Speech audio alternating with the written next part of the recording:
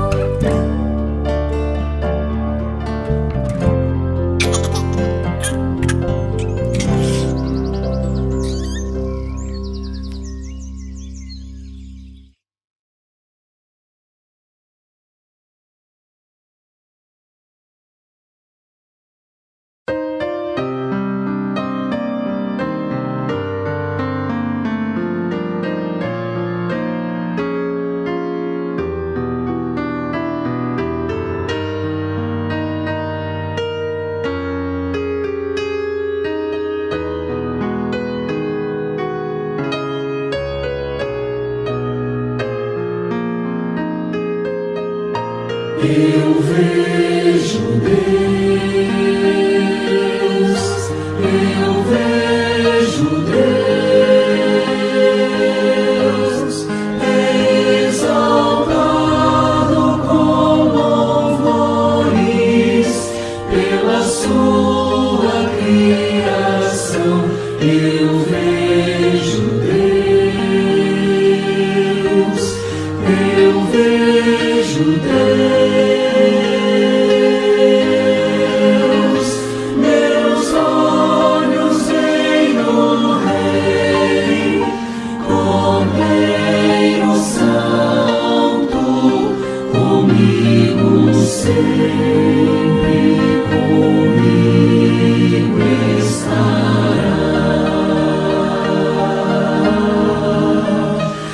Cantemos a Jesus por seu grande amor. Os céus com glória louvam em redor de seu trono.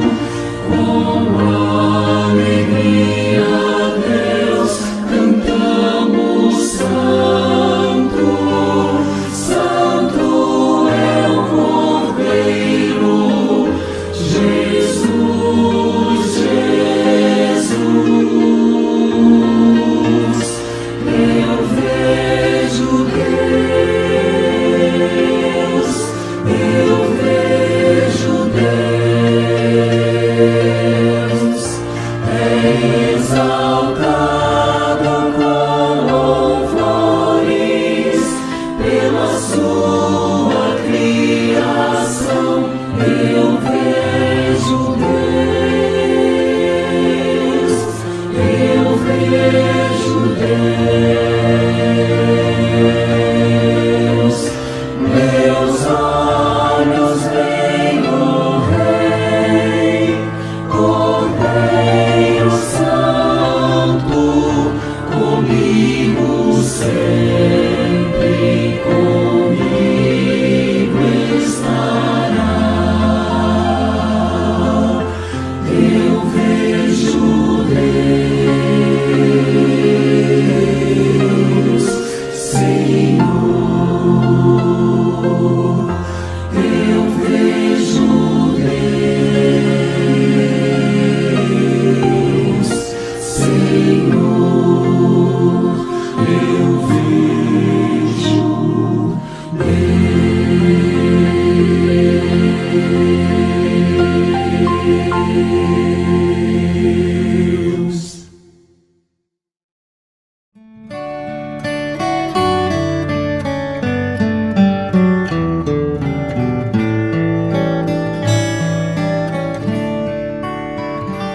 A melhor oração é o amor.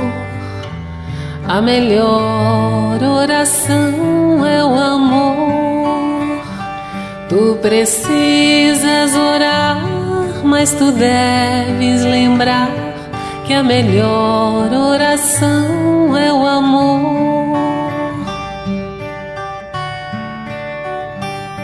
Caridade é também oração, gentileza, auxílio e perdão.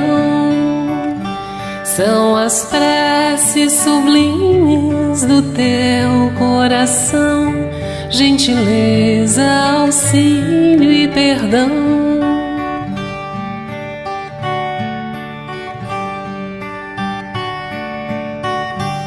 A melhor oração é o amor. A melhor oração é o amor. Tu precisas orar, mas tu deves lembrar que a melhor oração é o amor. Caridade é também oração, gentileza, auxílio e perdão. São as preces sublimes do teu coração, gentileza, auxílio e perdão. Gentileza, auxílio e perdão.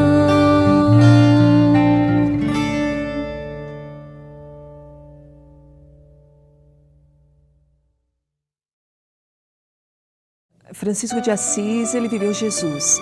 E então, em todos os momentos que ele declamava esta prece, cantava, porque dizem que Francisco de Assis também cantava, ele exaltava a grandiosidade dos ensinos de Jesus, compreender mais do que exigir compreensão, amar, semear a paz, semear a esperança, a compreensão de uma vida mais plena.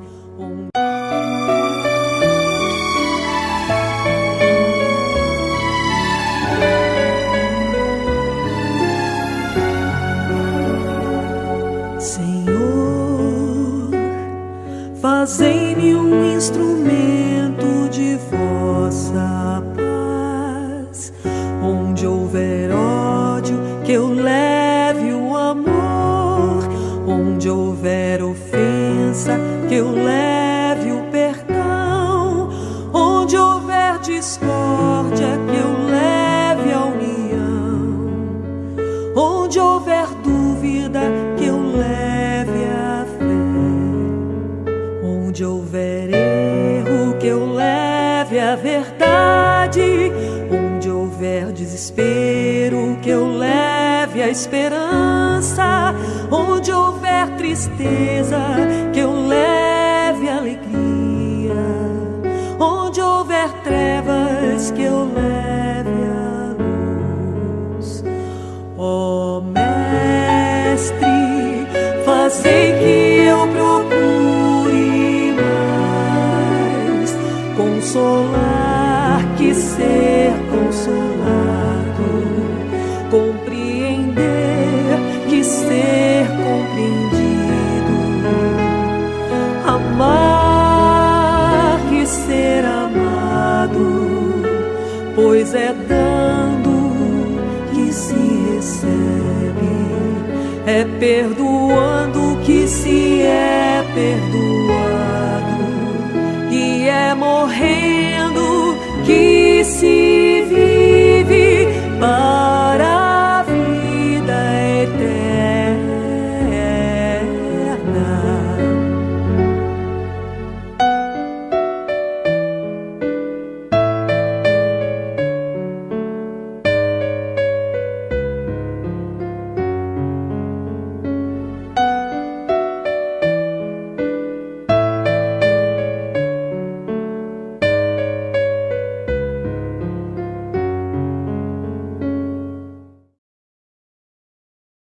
Pão Nosso, ditado pelo Espírito Emmanuel. Psicografia de Francisco Cândido Xavier. Tabernáculos eternos. Também vos digo, granjeai amigos com as riquezas da injustiça, para que, quando estas vos faltarem, vos recebam eles nos tabernáculos eternos. Jesus, Lucas 16, 9. Um homem despercebido das obrigações espirituais julgará encontrar nesta passagem um ladrão inteligente comprando o favor de advogados venais, de modo a reintegrar-se nos títulos honrosos da convenção humana. Todavia, quando Jesus fala em amigos, refere-se a irmãos sinceros e devotados, e quando menciona as riquezas da injustiça, inclui o passado total da criatura, com todas as lições dolorosas que o caracterizam. Assim também, quando se reporta aos tabernáculos eternos, não os localiza em passos celestiais. O Mestre situou o tabernáculo sagrado no coração do homem. Mais que ninguém, o Salvador identificava-nos as imperfeições e, evidenciando imensa piedade ante as deficiências que nos assinalam o Espírito, proferiu as divinas palavras que nos servem ao estudo. Conhecendo-nos os desvios, asseverou em síntese que devemos aproveitar os bens transitórios ao alcance de nossas mãos, mobilizando-os na fraternidade legítima, para que, esquecendo os crimes e ódios de outro tempo, nos façamos irmãos abnegados uns dos outros.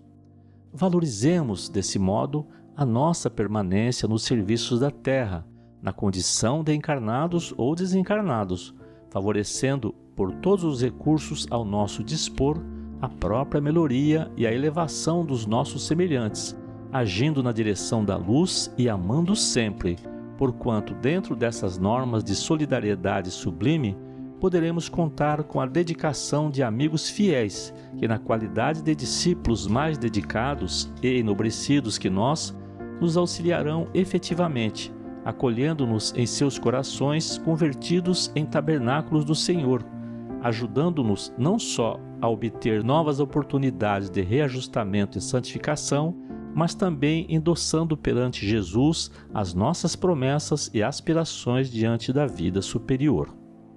Emmanuel.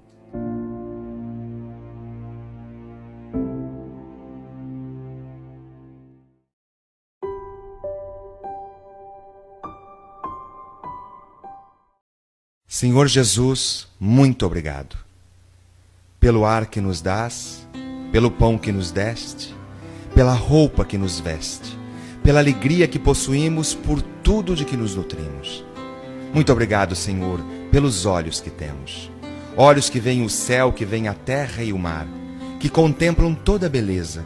Olhos que se iluminam de amor ante o majestoso festival de cor da generosa natureza.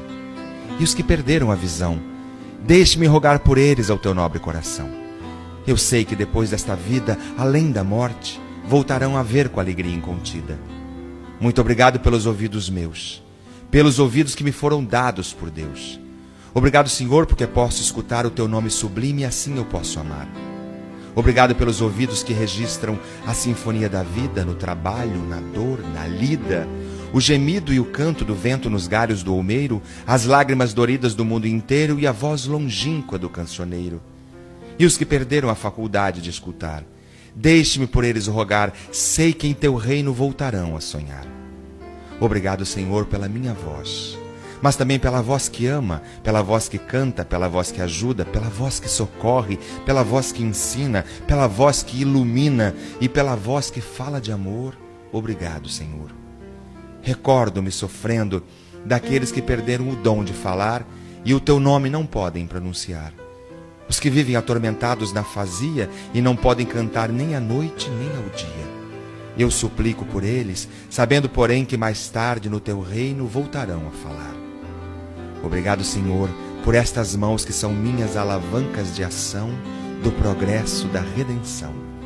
Agradeço pelas mãos que acenam a deuses, pelas mãos que fazem ternura e que socorrem na amargura, pelas mãos que acarinham, pelas mãos que elaboram leis, pelas mãos que cicatrizam feridas, retificando as carnes sofridas, balsamizando as dores de muitas vidas, pelas mãos que trabalham o solo, que amparam o sofrimento e estancam lágrimas, pelas mãos que ajudam os que sofrem, os que padecem, pelas mãos que brilham nesses traços como estrelas sublimes fulgindo em meus braços, e pelos pés que me levam a marchar, ereta, firme, a caminhar, pés de renúncia que seguem humildes e nobres sem reclamar. E os que estão amputados, os aleijados, os feridos, os deformados, os que estão retidos na expiação por ilusões doutra encarnação, eu rogo por eles e posso afirmar que no teu reino, após a lida dolorosa da vida, hão de poder bailar, e em transportes sublimes outros braços afagar. Sei que a ti tudo é possível, mesmo o que ao mundo parece impossível. Obrigado, Senhor, pelo meu lar, o recanto de paz ou escola de amor, a mansão de glória. Obrigado, Senhor, pelo amor que eu tenho e pelo lar que é meu. Mas se eu sequer nem o lar tiver, ou teto amigo para me aconchegar, nem outro abrigo para me confortar, se eu não possuir nada, senão as estradas e as estrelas do céu, como leito de repouso e suave lençol, se ao meu lado ninguém existir, vivendo e chorando, sozinho ao léu, sem alguém para me consolar, direi, cantarei ainda, obrigado, Senhor, porque te amo e sei que me amas, porque me destes a vida, jovial, alegre, por teu amor favorecida. Obrigado, Senhor, porque nasci. Obrigado, Senhor, porque creio em ti. e porque me socorres com amor, hoje e sempre. Obrigado, Senhor.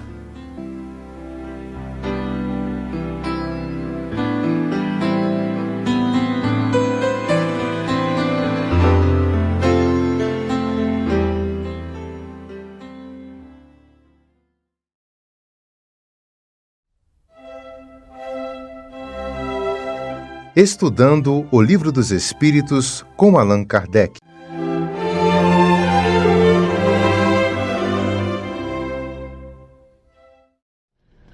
Boa noite, irmãos. Que a paz do Mestre Jesus possa nos envolver nesse momento de reflexão para um novo aprendizado. Hoje nós estamos trazendo aqui o Livro dos Espíritos, capítulo 4, questão 218, ideias inatas. E Kardec faz o seguinte questionamento aos espíritos: encarnado, conserva o espírito algum vestígio das percepções que teve e dos conhecimentos que adquiriu nas existências anteriores? E os espíritos respondem o seguinte: guarda vaga lembrança que lhe dá o que se chama ideias inatas. Bem, ao reencarnarmos, deixamos para trás vamos dizer assim, as lembranças do que nós verdadeiramente fomos. Trazemos vagas lembranças para que possamos fazer uma trajetória, né? Mas vaga lembrança. Por que vaga lembrança? Deus, na sua misericórdia divina, sabe, né, que isso poderia ser um empecilho ao nosso adiantamento. Imagine se nós ficássemos na continuidade daquilo que fomos até ali naquele momento. Quanta coisa que nós fizemos ali que tinha que ter sido consertada, né? E claro que nós estamos aqui para consertar, nós estamos aqui para melhorar, para refazer, mas temos de ter um ponto de partida, né? Temos esse esquecimento para que não venha nos atrapalhar. Se ficássemos lembrando das coisas passadas, aquilo seria um martírio para nós. Então, se Deus nos fez esquecer, é para o nosso bem. Não seria nada interessante nós lembrarmos daquilo de mal que fizemos no passado. Embora, como nós já falamos, nós estamos aqui para consertar o passado. Nós estamos aqui para, como se dizia, adiantar, e nos adiantar desse aprendizado constante, que é a convivência uns com os outros, né? Durante o nosso pequeno grupo familiar, né? Em todas as esferas de trabalho, de amizade, etc. Nós temos oportunidades infinitas de melhora. Mas se trouxéssemos a lembrança que fizemos um mal com um ou com outro, que fomos vítima, a gente ia ficar cobrando ou então sendo cobrado, né? E aquilo seria um entrave para nós, né? Seria um sofrimento a mais. E Deus, na sua misericórdia divina, nos faz esquecer dessas coisas mais vou dizer assim, mais vivas da nossa mente, né? Um ligeiro apagão, né? Pequenas lembranças, para que a gente tenha sempre aquele ponto de partida. mas que, como diz o outro, a vida continua e vamos em frente. Ficarmos olhando muito para trás não dá certo, né? Então nós temos essa oportunidade, essa misericórdia de Deus de não ficar lembrando, remoendo coisas do passado que não vai trazer nenhuma utilidade para nós, né? Então Deus é maravilhoso, né? Nos dá essa oportunidade de fazer sempre um recomeço, né? E aí os Espíritos perguntam também na questão 218A: não há então quimérica ou irreal a teoria das ideias inatas? E os Espíritos respondem o seguinte: não, os conhecimentos adquiridos em cada existência não mais se perdem. Liberto da matéria, o Espírito sempre os tem presentes. Durante a encarnação, esquece-os em parte. Momentaneamente, porém, a instrução que lhes conserva lhe auxilia o progresso. Se não fosse assim, teria que recomeçar constantemente. Em cada nova existência, o ponto de partida para o espírito é o em que, na existência precedente, ele ficou. Ora, se nós perdêssemos tudo aquilo que nós adquirimos, não teria evolução, né? Porque a nossa vida uma encarnação é muito rápida, não dá tempo de a gente fazer todo o aprendizado. Então nós precisamos de inúmeras encarnações, várias, infinitas encarnações, para chegarmos no ponto ideal, né, da felicidade.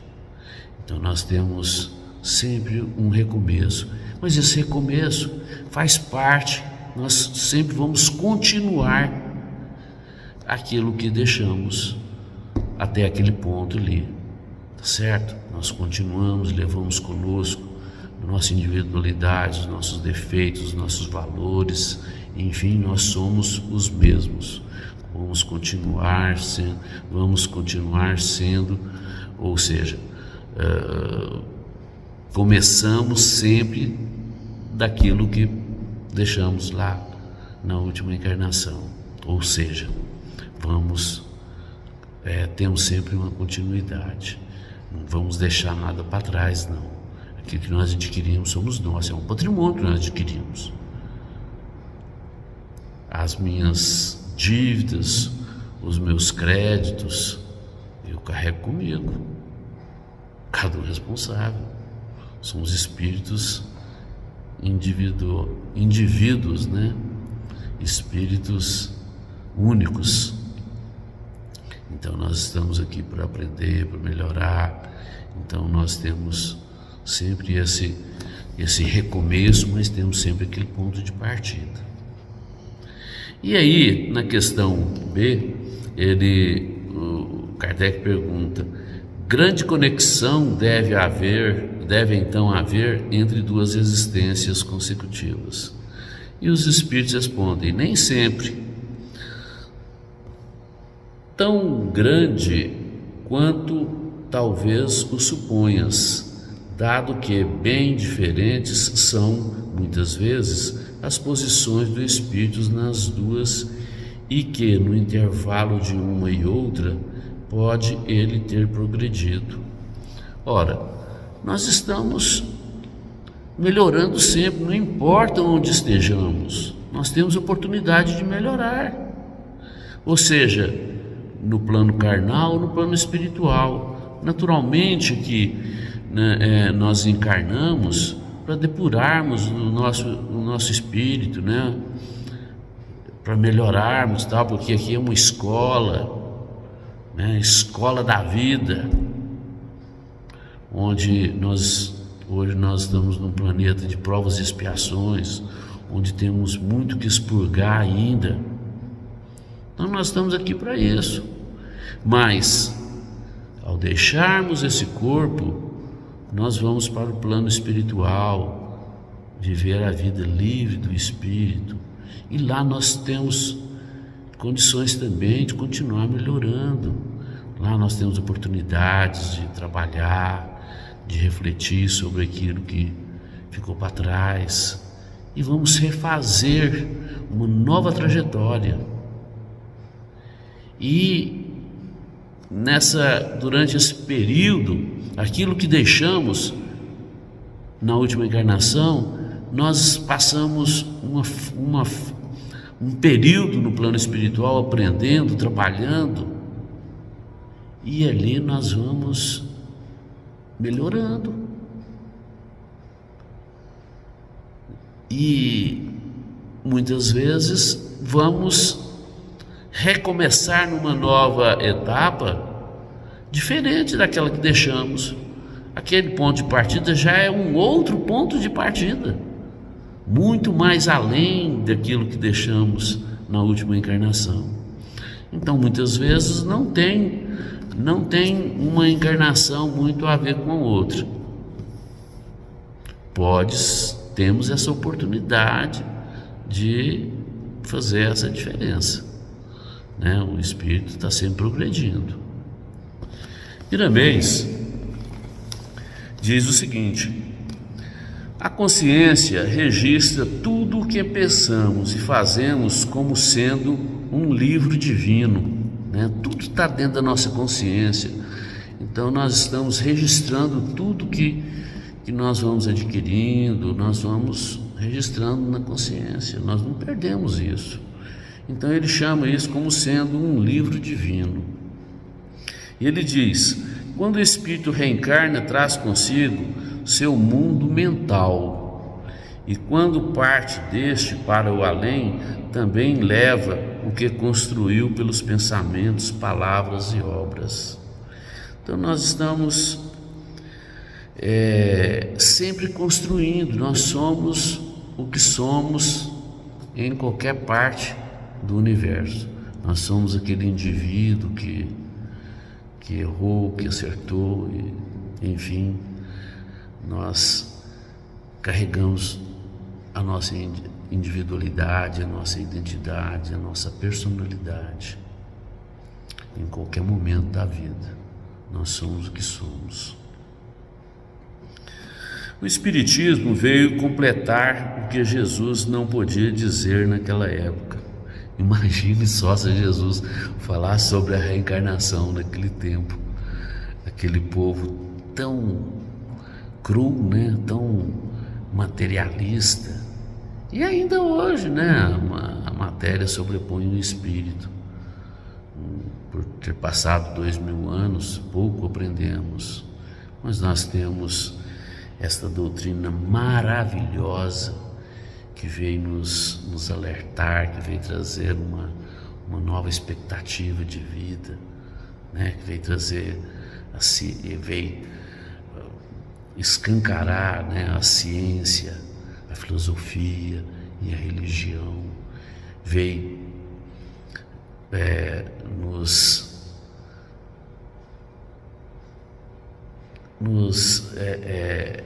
dar a conhecer, né? Da vida futura, vem trazer esperança, fé, né? Saber que existe justiça no mundo, vem trazer uma série de complementos, né? Daquilo que nós não podíamos compreender anteriormente, né? Então, esta revelação é a doutrina espírita, com muito amor de Deus. Assim seja. Acompanhe agora mais um tema doutrinário do Evangelho de Jesus.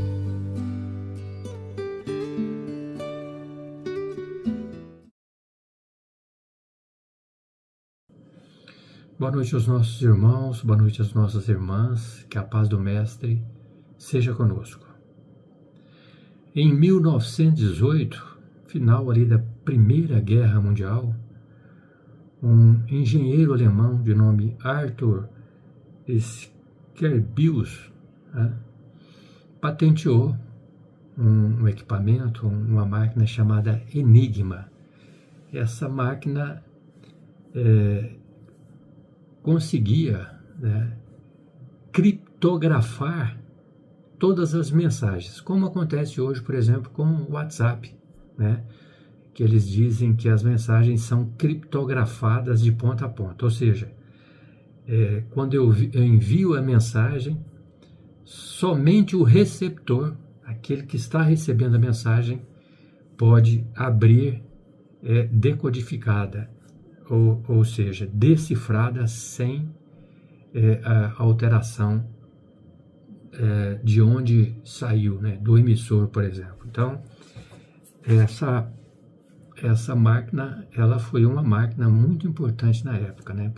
E em 1929, o engenheiro Arthur, que inventou esse equipamento, o Enigma, ele morreu em 1929. E em 1939,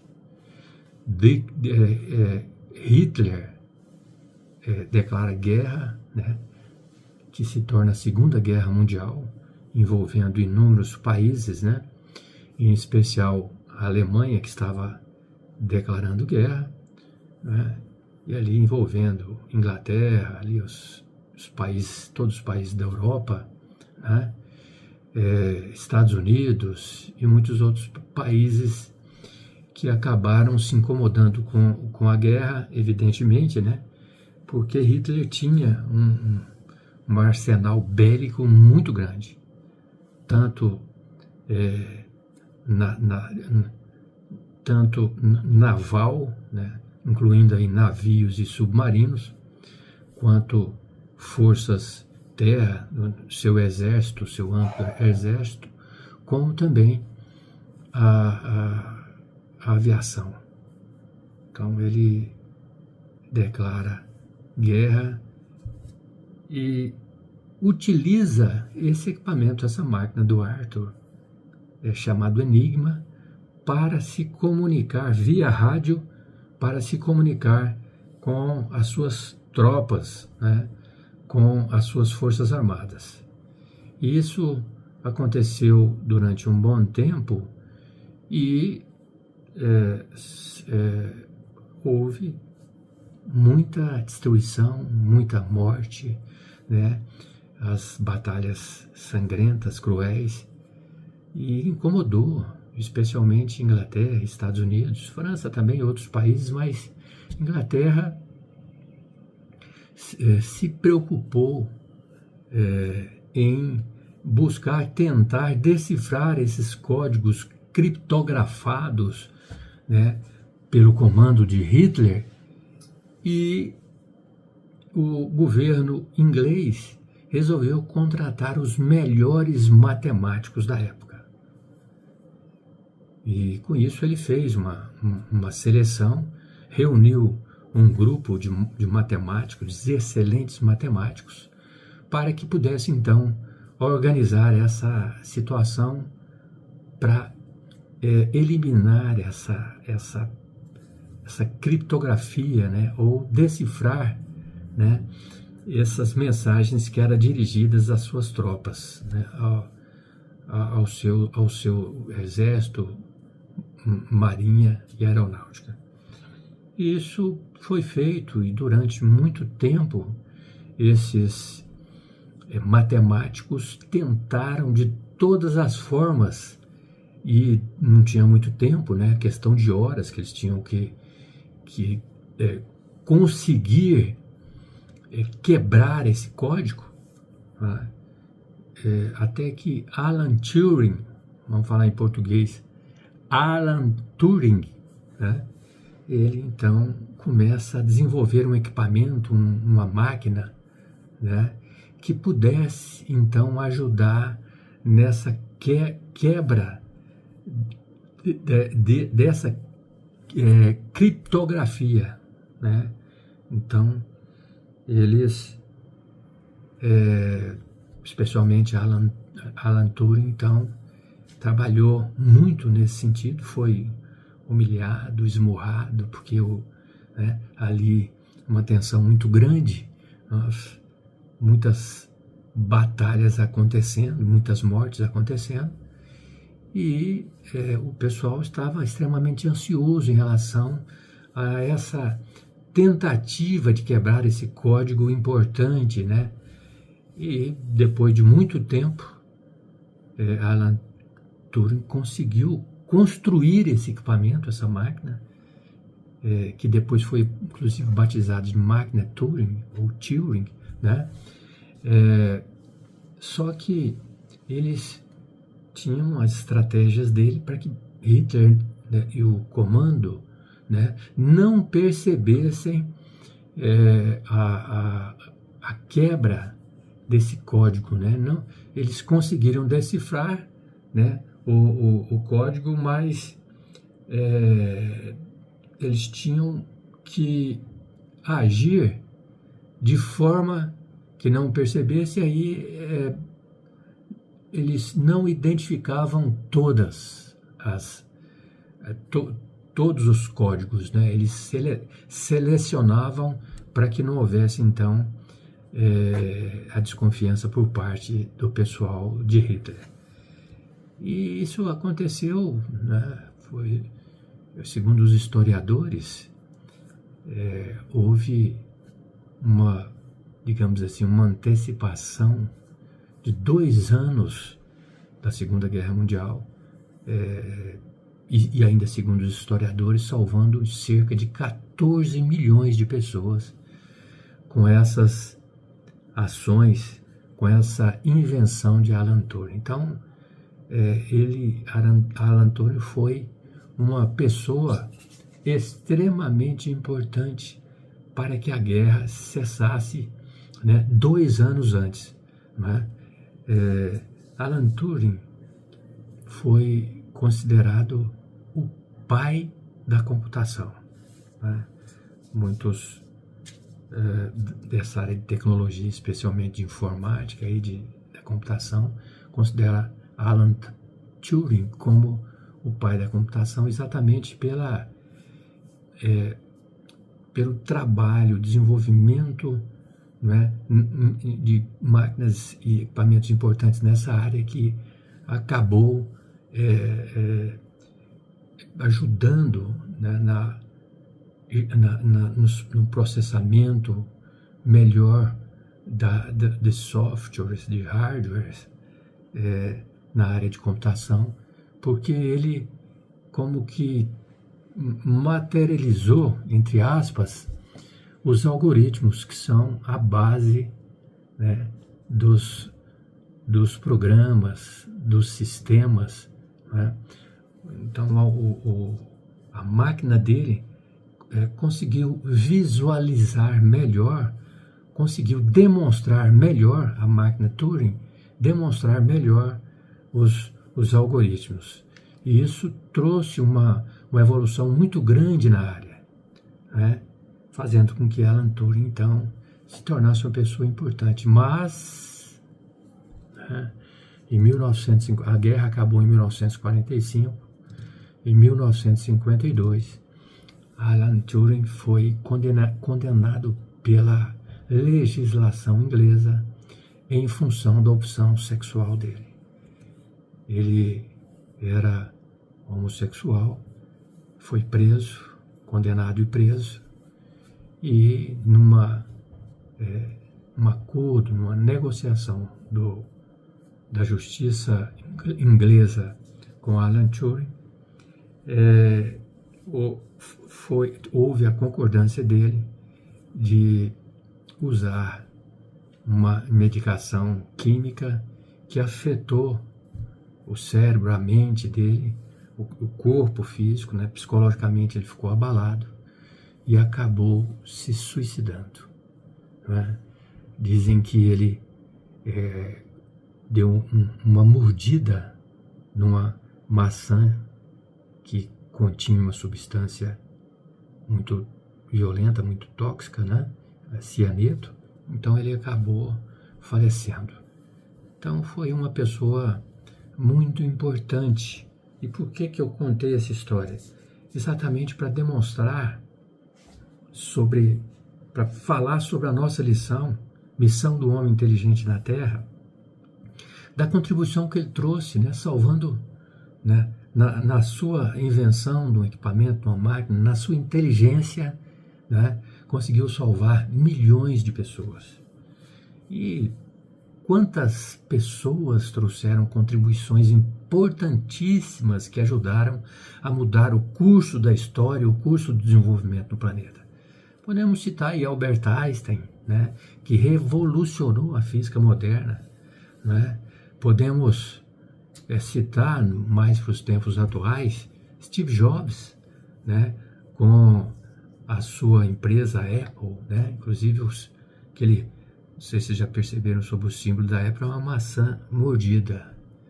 Então alguns acreditam que esse símbolo, essa logomarca da Apple, Steve Jobs fez uma homenagem ao pai da computação, Alan Turing.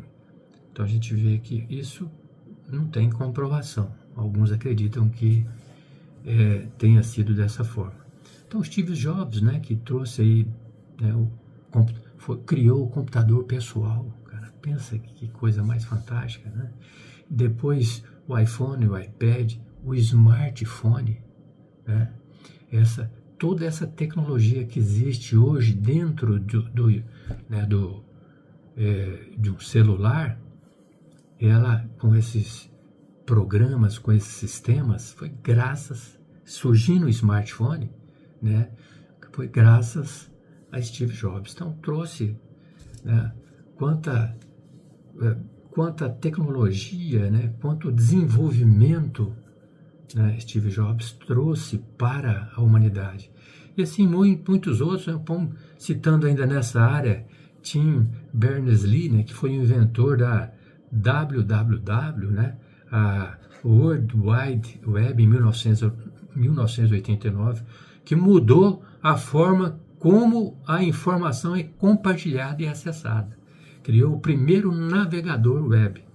Então, são pessoas que trouxeram excelentes benefícios para a humanidade. E tantos outros, né? Podemos citar também o Nikola Tesla, né? O gênio que criou a eletrificação moderna, né?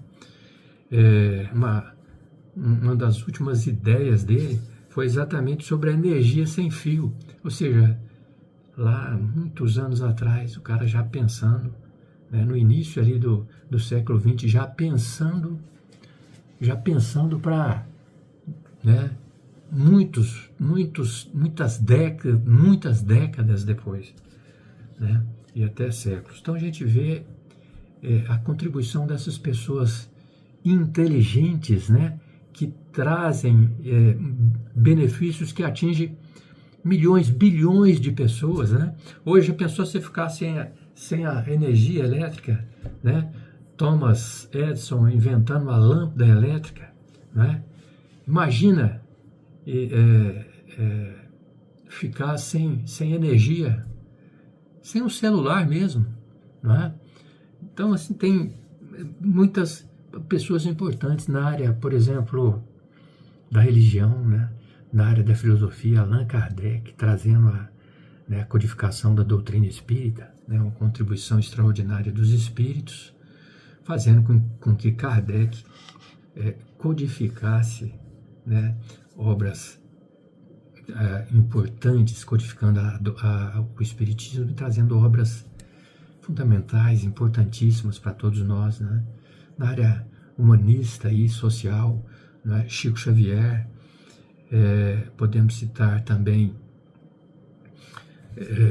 Mahatma Gandhi, na Índia, né, que, de certa forma, libertou o povo indiano do jugo inglês, mas libertou trabalhando sempre a paz, né? Ele não usou nenhuma arma, né? A arma dele foi a inteligência para libertar o povo indiano. E você vê, hoje a Índia tem mais de 1,3 bilhão de habitantes, veja bem. Então, são pessoas de significativa importância que nos trouxeram muitos conhecimentos, muitas informações através de suas missões, são missionários, podemos assim dizer, né?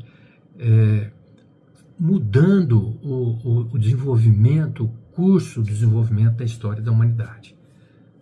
Tanto que são importantes. Agora, a gente fala de inteligência, né? O que a gente pode considerar como inteligência, né? Inteligência é a capacidade de resolver problemas, adaptar-se às novas situações, aprender com experiências e compreender conceitos abstratos, né? Criar algo novo, por exemplo. Mas nós temos o Howard Gardner, ele nos apresentou várias formas, vários tipos de inteligência, como, por exemplo, a inteligência cognitiva, que é a capacidade de raciocínio, resolução de problemas e aprendizado. A inteligência emocional, né, que é a habilidade de reconhecer, entender e gerenciar emoções próprias e dos outros. E inteligências múltiplas, como, por exemplo, linguística, a lógica matemática, a inteligência espacial, a musical, a corporal, sinestésica, a interpessoal. São vários tipos de inteligência. Eu posso ter um tipo de inteligência, né, que eu, de certa forma, domino, mas eu tenho deficiências em outras, por exemplo, como a matemática. Mas outros, né, já se saem muito bem nessas áreas e a gente vai intercalando, integrando, né, as nossas inteligências, harmonizando-as para que a gente vá, então, aprimorando as nossas habilidades, nossos conhecimentos. Então é assim que funciona. Deus, né, coloca, vamos assim dizer, uma missão para cada um, de acordo com a sua potencialidade, capacidade, né? Não pode abusar, porque se a gente abusa, Deus vai lá e dá uma bloqueada, não é verdade? Então, a gente tem que trabalhar melhor as nossas inteligências. E tem agora também, né, mais para os anos recentes, a gente vê aí a inteligência artificial e agora tem a inteligência artificial generativa. É aquela inteligência projetada, isso sempre via internet, sempre via computador, evidentemente, né? Projetada para criar novos conteúdos, textos, imagens, músicas, vídeos, né? Códigos, etc. Ela destaca pela sua capacidade de gerar algo original e novo. Então, você vê, essa inteligência artificial generativa, ela tem a capacidade de buscar as informações, os conhecimentos na internet e aprimorar, né?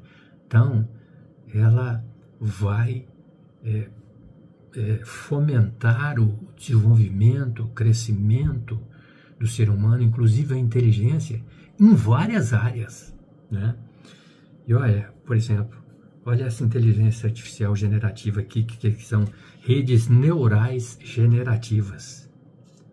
Elas utilizam um sistema de duas redes neurais, uma geradora e uma discriminadora, que competem entre si para melhorar a qualidade do conteúdo gerado. Então, buscando os conhecimentos das informações na internet, né, essas informações chegam e são confrontadas, né, num sistema, né, são confrontadas, uma que gera e outra que confronta, que discrimina, né, e competem entre si para trazer o melhor conteúdo, digamos assim, para aquela informação, para aquele conhecimento. Olha só que fantástico. Essa nova inteligência artificial generativa aí, a DeepSeek japonesa, já faz esse tipo de atividade. Né? É muito interessante, né? E nós não vamos falar nem de ciência quântica ou mecânica quântica, né? Que é esse ramo da física que estuda o comportamento das partículas subatômicas, né? Que são ali os elétrons, os prótons, os fótons, né? E elas interagem com a energia e a matéria. Pensa. Daí eu acredito que está surgindo, então, uma possibilidade maior de comunicação com o plano espiritual através da física quântica. Tá? Evidentemente que no futuro próximo a gente vai ter mais novidade em relação à física, à ciência quântica, com certeza, né? Bom, então, a gente vai, então, em função disso, questionar o seguinte: qual que é a finalidade da vida na Terra? A gente vê aí esse avanço que nós chegamos até agora, né? Mas qual que é o propósito? Qual que é a finalidade? Então, buscando uma síntese dos ensinamentos de Kardec através dos espíritos, né? Então, o propósito da nossa existência, da nossa reencarnação e da experiência terrena, né, ela passa essencialmente pelo desenvolvimento intelectual e moral da humanidade, com a inteligência sendo o caminho para cumprir essa missão. Então, aqueles que são dotados de uma inteligência maior, digamos assim, eles têm a missão de usá-la para liderar e auxiliar o progresso geral, promovendo o bem-estar e o crescimento material e o crescimento espiritual da comunidade. Né? Essa visão, ela enfatiza a responsabilidade que acompanha o dom da inteligência, valorizando seu uso ético e altruísta. Ou seja, para todas aquelas pessoas que têm um conhecimento mais aprimorado, evidentemente que existe uma razão, um motivo, né, dessa pessoa estar apta, com responsabilidade e uma missão no planeta, né?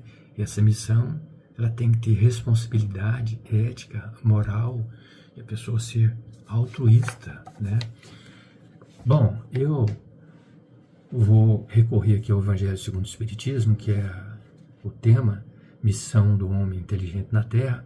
Ferdinando, o espírito protetor em Bordeaux, 1862, ele diz: não vos orgulheis do que sabeis, pois esse saber tem limites bem estreitos no mundo que habitais. Quantas pessoas são orgulhosas, né, poderosas, que se sentem superiores, né? Eles não têm que se orgulhar dessa condição, dessa situação, né? Mesmo supondo que sejais uma das intelectualidades na Terra, não tendes nenhum direito de vos envaidecer por isso. Se Deus vos fez nascer no meio onde pudestes desenvolver vossa inteligência, foi porque Ele quis que fizesseis uso dela para o bem de todos. Esta é uma missão que Ele vos dá ao colocar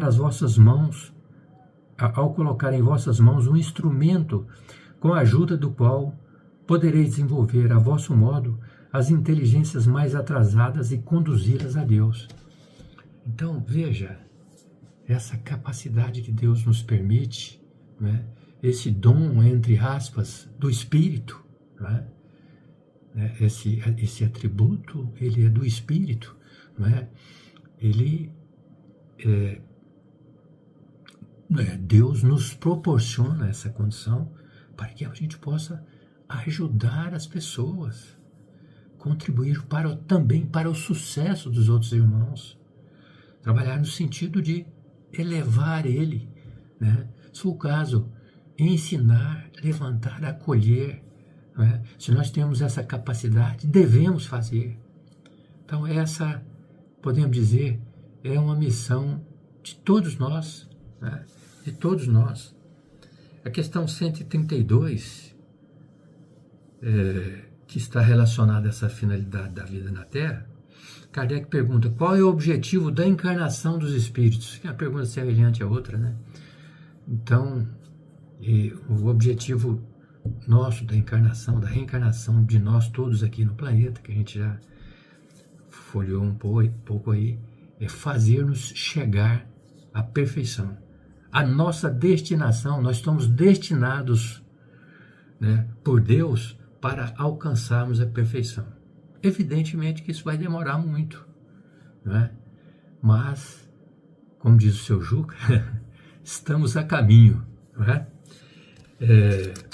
No livro Consolador de Emmanuel, Psicografia Francisco Cândido Xavier,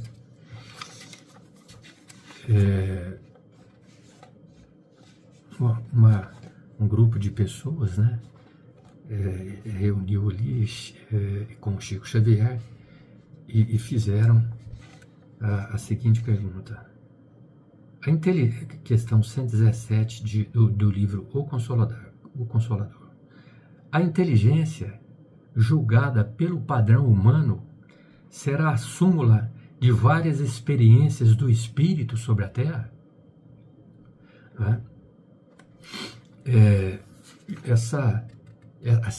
A inteligência que nós estamos estudando, julgada por nós, né, por esse padrão humano, será que ele vai ser a súmula de várias experiências do espírito sobre a Terra? Ou seja, através de várias reencarnações, né, nós fomos adquirindo experiências, essas experiências para alcançar essa inteligência onde chegamos agora, né? Resposta: os valores intelectivos representam a soma de muitas experiências em várias vidas do espírito no plano material. Uma inteligência profunda significa um imenso acervo de lutas planetárias. Atingida essa posição, se o homem guarda consigo uma expressão idêntica de progresso espiritual pelo sentimento, então estará apto a elevar-se às novas esferas do infinito para a conquista de sua perfeição. Então ele está mostrando que nós temos uma bagagem de experiências, de intelectualidade e de sentimento, né? Se foram os sentimentos nobres e essa bagagem de inteligência for responsável, né? Uma inteligência superior no sentido de observar o mundo de uma forma diferente, né? No sentido de amar ao próximo como a nós mesmos, amar a Deus, né? Então, reunindo tanto a parte do amor, né, do sentimento nobre, como da intelectualidade, da inteligência, da sabedoria, duas asas, né, o amor e a sabedoria. Se nós alcançarmos um estágio mais elevado, evidentemente que nós estaremos aptos a buscar regiões mais elevadas. É assim que funciona na economia do nosso Pai Celestial. E a questão 208, ainda no livro Consolador, uma pergunta dirigida a Emmanuel. Há uma tarefa especializada da inteligência no orbe terrestre? Será que alguém vem com uma tarefa especializada, uma tarefa mais, digamos assim, elevada em termos de conhecimento, né, da inteligência na Terra, no orbe terrestre? E Emmanuel responde: assim como numerosos espíritos recebem a provação da fortuna,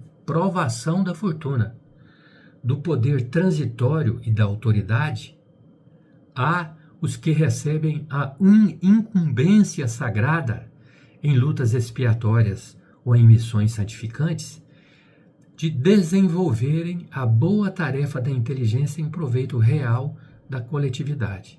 Todavia, assim como o dinheiro e a posição do realce assim como o dinheiro e a posição de realce são um ambiente de luta, onde todo êxito espiritual se torna mais porfiado e difícil, o destaque intelectual, muitas vezes, obscurece no mundo a visão do espírito encarnado, conduzindo-o à vaidade injustificável, onde as intenções mais puras ficam aniquiladas. Então nós temos os projetos de vida desenvolvidos ainda no plano espiritual, nós temos as nossas, entre aspas, missões aqui na Terra, né? Seja como, por exemplo, na fortuna, no poder transitório, autoridade, ou seja, né, em situações de muito dinheiro, de posição de realce nos ambientes de luta, né? Às vezes a gente tem uma posição de realce. Então são várias formas, né, de missões, digamos assim, para que a gente possa encarar, né, a nossa realidade aqui na Terra, buscar trabalhar o melhor para nós e para os nossos irmãos nesse desenvolvimento moral e intelectual. E evidentemente que nem sempre a gente alcança, né, os projetos que nós fizemos no plano espiritual, né? Às vezes ele fala aqui, onde as intenções mais puras ficam aniquiladas. Muitas vezes a gente não dá o devido valor, né, da missão, da responsabilidade que a gente tem e acaba falhando nessas grandes oportunidades que Deus nos oferece. A gente pode fazer, para terminando aqui, porque o tempo nosso acabou, a gente pode perguntar o seguinte, sobre a missão, a nossa missão, né, do homem, vamos falar assim, a missão do homem inteligente na Terra. Qual o legado que queremos deixar para as futuras gerações? Como nossas ações de hoje moldarão o futuro do planeta e das próximas gerações? O que nós estamos fazendo para contribuir com a melhoria das condições, das situações, né, das pessoas na Terra? Qual a nossa função, o nosso trabalho, o que nós estamos fazendo? Né? Qual que é a nossa responsabilidade como seres humanos diante dos desafios globais? O que podemos fazer individualmente para ajudar a solucionar os problemas, como a pobreza, a guerra, as mudanças climáticas? Aí a gente pode pensar assim, não, eu não tenho nada a ver com guerra, com mudanças climáticas. Nós devemos fazer a nossa parte onde estivermos. Existem formas, mecanismos para que a gente possa auxiliar de alguma forma o planeta, o ambiente que a gente vive, no trabalho, no trânsito, onde estivermos reunidos com as pessoas. Então devemos pensar muito bem onde podemos colaborar para que a humanidade, para que todos nós sejamos melhor e deixemos um legado melhor para as novas gerações. Então que Jesus nos abençoe e ilumine os nossos passos e de toda a humanidade terrestre. Muito obrigado.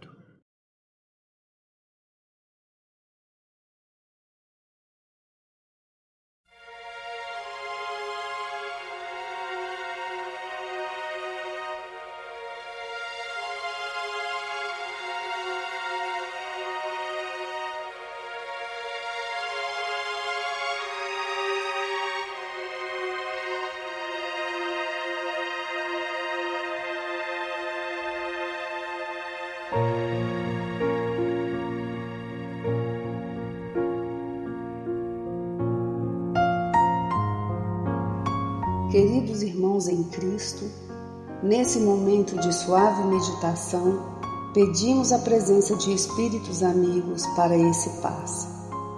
Senhor de infinito poder e bondade, ajudai-nos a retirar da nossa mente todos os pensamentos negativos que se encontram alojados em nossa alma, fruto da nossa condição de ser imperfeito.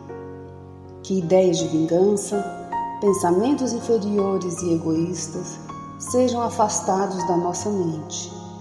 Que os desequilíbrios emocionais, ansiedade, impaciência e estresse sejam corrigidos, visando uma nova harmonia do nosso ser. Que todas as doenças alojadas em nosso corpo tenham seu mecanismo de enfermidade interrompido no nosso sistema de defesa orgânico e inicie a revitalização da nossa saúde. E assim, meu Pai Celestial, com suas bênçãos e as energias luminosas e curativas de seus missionários, possamos receber as melhores vibrações energéticas através deste passe e que essas vibrações venham em forma de ideias edificantes, de otimismo, alegria e nos fortaleça para o perdão, a paciência e a serenidade necessárias à resolução de nossos problemas e provações. Peço, Senhor, que nos ensine a viver um dia de cada vez, que nos oriente a superar os traumas do passado e guardar apenas as lições valiosas, tanto de experiências felizes como as dolorosas. Também, Senhor, permita o cuidado necessário para controlarmos o medo diante do futuro que ainda está fora do nosso alcance. Que possamos aproveitar a beleza e o sabor dessa existência em cada momento sagrado que o Senhor nos permite viver, com sabedoria, discernimento e entusiasmo pela vida. Que nessa jornada terrena possamos aprender a nos elevar espiritualmente um pouco a cada dia, sempre seguindo os conselhos do Cristo. E que o espírito de fraternidade, o amor de Deus ao próximo e a nós mesmos sejam a base do nosso comportamento e a prática da caridade e do perdão a nossa conduta diária. E dessa forma possamos ser merecedores das suas bênçãos, nos fortalecendo e curando nossas enfermidades por sua intercessão misericordiosa. Em nome de Jesus, agradecemos por tudo que recebemos até o dia de hoje, rogando mais uma vez a tua proteção, o teu amor e a tua paz.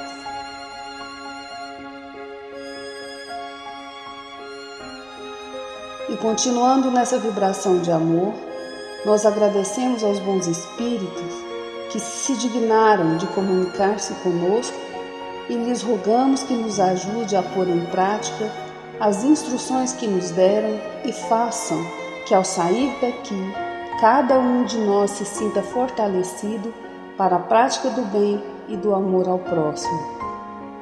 Também desejamos que as suas instruções aproveitem aos espíritos sofredores, ignorantes ou viciosos, que tenham participado da nossa reunião e para os quais imploramos a misericórdia de Deus. Que assim seja.